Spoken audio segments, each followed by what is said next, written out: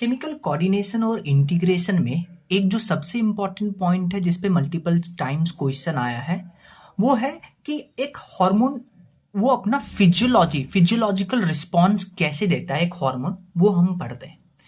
देखिए, या तो क्या हो सकता है हार्मोन सेल के अंदर जाकर के अपना फिजियोलॉजिकल रिस्पॉन्स देगा, या हार्मोन सेल के अंदर ना जा करके वो सेल के बाहर ही रहेगा। वो क्या करेगा, सेकेंडरी मैसेंजर बनाएगा और वो अपना रिस्पॉन्स देगा।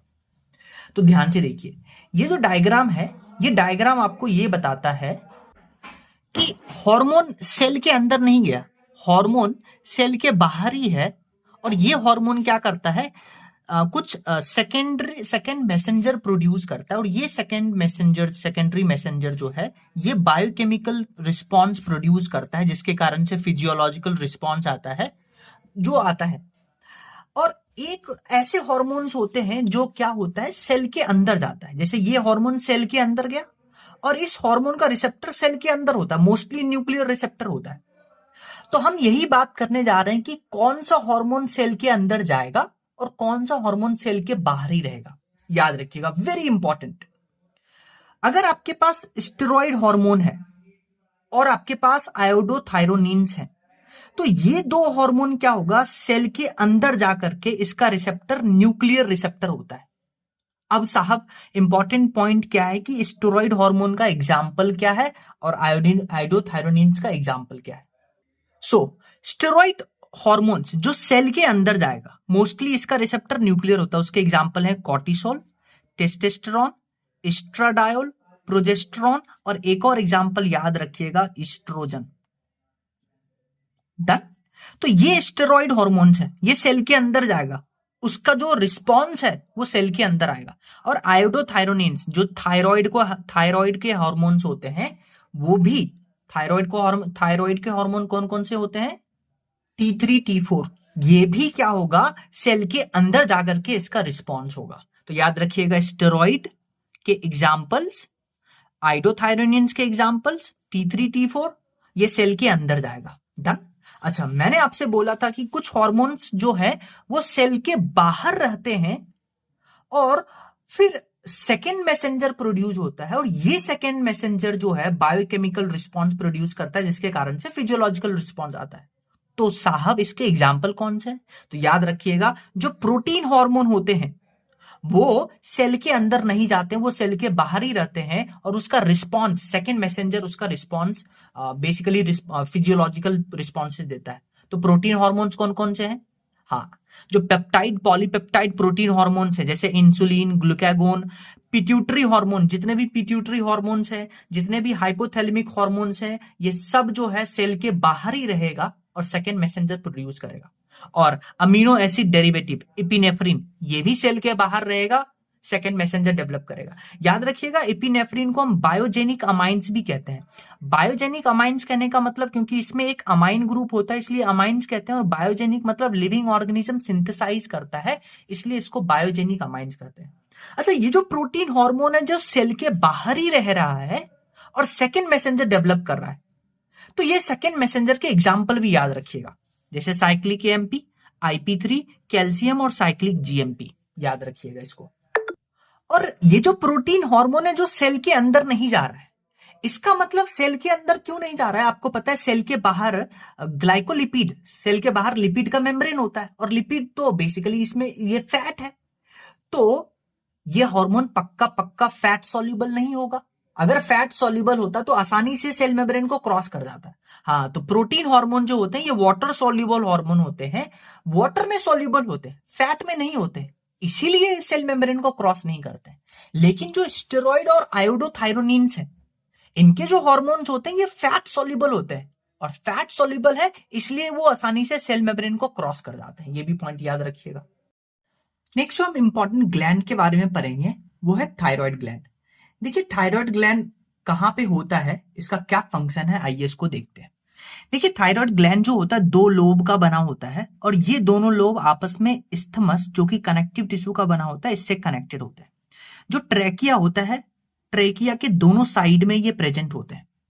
थायराइड ग्लैंड में क्या होता है, फॉलिकल्स और स्ट्रोमल टिश्यू होते हैं, और ये जो फॉलिकल्स होते हैं ये बने होते हैं फॉलिक्यूलर सेल से, और यही फॉलिक्यूलर सेल जो होता है दो हार्मोन प्रोड्यूस करता है, T4 जिसको टेट्रा आयोडोथायरोनिन या थायरॉक्सिन बुलाते हैं, T3 जिसको ट्राई आयोडोथायरोनिन बुलाते हैं।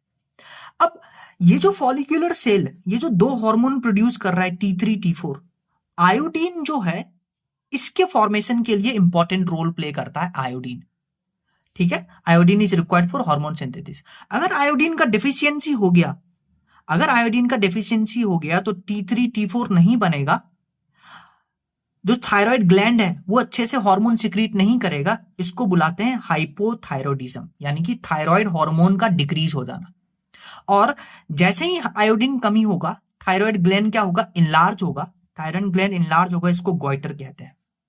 तो ये जो थायराइड ग्लैंड का जो हार्मोन है उसका जो सिंथेसिस डिक्रीज हुआ है, अगर ये सिंथेसिस डिक्रीज होता है एक प्रेगनेंसी के दौरान, during pregnancy, if this secretion यानी कि सिक्रीशन डिक्रीज हो गया, हाइपोथायरॉयडिज्म हो गया ड्यूरिंग प्रेगनेंसी, सो ये क्या करेगा, ये क्या करता है, जो बेबी है उसके मैच्योरेशन में डिफेक्टिव डेवलपमेंट करता है, causes defective development and maturation of baby, जिसके कारण से क्या होगा, जो बेबी है, जो ऑफस्प्रिंग है, उसका जो ग्रोथ होगा वो स्टंटेड होगा, जिसको क्रेटिनिज्म कहते हैं।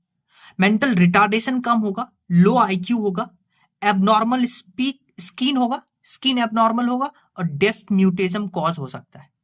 तो ये सब जो है कॉज, ये कब हो रहा है, hypothyroidism during pregnancy, very important point.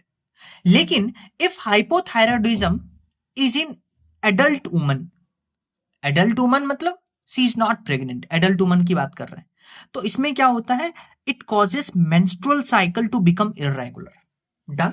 तो ड्यूरिंग प्रेगनेंसी क्या क्या इफेक्ट होते हैं हाइपोथायरॉयडिज्म के, एंड एडल्ट वुमन में क्या इफेक्ट होता है वो आपको पता होना चाहिए।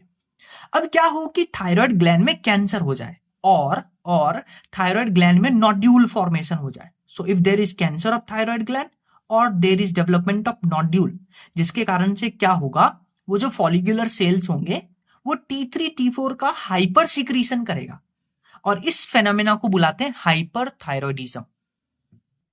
सो हम बात करने जा रहे हैं हाइपोथायरॉयडिज्म। तो over secretion of thyroid gland, उसको हाइपरथायरॉयडिज्म बुलाते हैं। उससे एक डिजीज होता है जिसको बुलाते हैं एक्सोप्थेल्मिक गॉइटर। एक्सोप्थेल्मिक गॉइटर का ही दूसरा नाम होता है ग्रेव्स डिजीज, याद रखिएगा। अच्छा, एक्सोप्थेल्मिक गॉइटर में क्या होता है, थायराइड ग्लैंड इनलार्ज हो जाता है, may be due to cancer, और there is formation of nodule in the thyroid gland. अच्छा, सिम्टम्स क्या है एक्सोप्थेल्मिक गॉइटर के, प्रोट्रूजन ऑफ आईबॉल, आईबॉल बाहर आ जाता है, इंक्रीज्ड बेसल मेटाबॉलिक रेट और वेट लॉस हो जाता है। तो ये एक्सोप्थेल्मिक गॉइटर आपको पता होना चाहिए। अच्छा, थायराइड हार्मोन के और भी बहुत इंपॉर्टेंट रोल है, बीएमआर के रेगुलेशन में इंपॉर्टेंट रोल प्ले करता है, आरबीसी फॉर्मेशन में इसका इंपॉर्टेंट रोल होता है, ये याद रखिएगा। और ये कार्बोहाइड्रेट, प्रोटीन और फैट के मेटाबॉलिज्म को भी कंट्रोल करता है। It also maintains water and electrolyte balance. अच्छा, ये क्या होता है, थायराइड ग्लैंड जो क्या होता है, एक प्रोटीन हार्मोन बनाता है जिसका नाम होता है थायरोकैल्सिटोनिन। ये थायरोकैल्सिटोनिन क्या करता है, आपके ब्लड में कैल्शियम लेवल को डिक्रीज करता है। कैसे कैल्शियम लेवल को डिक्रीज करेगा, ये क्या करेगा, एक्सक्रीटरी सिस्टम से कैल्शियम बाहर करेगा, बोन में एब्जॉर्ब करवाएगा, तो ऐसे ब्लड में कैल्शियम लेवल को डिक्रीज करता है थायरोकैल्सिटोनिन। और थायरोकैल्सिटोनिन क्या करता है, पैराथायरॉयड से जो पैराथायरॉयड हार्मोन निकलता है, इसके साथ क्या करता है, ब्लड में कैल्शियम लेवल को मेंटेन करता है। तो ये था थायराइड ग्लैंड। सिमिलरली इसी के कंटिन्यूएशन में पैराथायरॉयड ग्लैंड याद करिएगा, ये 4 होते हैं नंबर में, और ये कहां लोकेशन इसका क्या होता है, it is present at the back of thyroid gland, यानी कि जो आपका थायराइड ग्लैंड है बटरफ्लाई शेप, उसके बैक में प्रेजेंट होते हैं 4 नंबर में, एक लोब में 2 होता है, 1 pair on each lobe of thyroid gland. ये क्या करता है, पैराथायरॉयड ग्लैंड जो है ये पैराथायरॉयड हार्मोन सिक्रीट करता है, और ये पैराथायरॉयड हार्मोन क्या करेगा, ये ब्लड में कैल्शियम आयन को बढ़ाता है। So circulating level of calcium ion controls the secretion of, ये देखिए पैराथायरॉयड हार्मोन क्या करेगा, अगर मान लेते हैं आपके ब्लड में कैल्शियम लेवल जो है वो डिक्रीज हो गया, तो अगर डिक्रीज हो गया तो क्या होता है, पैराथायरॉयड हार्मोन क्या सिक्रीट होता है, और पैराथायरॉयड हार्मोन क्या करता है, आपके एक्सक्रीटरी सिस्टम से कैल्शियम आयन को एब्जॉर्ब करवाता है, बोन से कैल्शियम आयन को बाहर निकालता है, ब्लड में भेजता है, जो आप खाते हैं डाइजेस्टेड फूड से कैल्शियम आयन एब्जॉर्ब करवाता है। तो इसके कारण से जो पैराथायरॉयड हार्मोन है वो ब्लड में कैल्शियम लेवल को बढ़ाता है। यही लाइन लिखा हुआ है कि circulating level of calcium ion control the secretion of parathyroid hormone. क्या करता है, increases calcium level in blood. कैसे, बाय रीसॉर्प्शन और डिसोल्यूशन ऑफ बोन।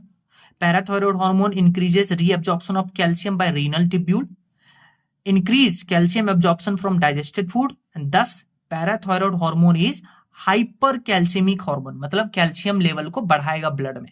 तो क्या हम ये बोल सकते हैं कि पैराथायरॉयड हार्मोन और थायरोकैल्सिटोनिन ये एक दूसरे के ऑपोजिट काम करते हैं, यानी these are antagonist to each other. एक थायरोकैल्सिटोनिन ब्लड में कैल्शियम लेवल को डिक्रीज कर रहा है, पर पैराथायरॉयड हार्मोन ब्लड में कैल्शियम लेवल को इंक्रीज कर रहा है।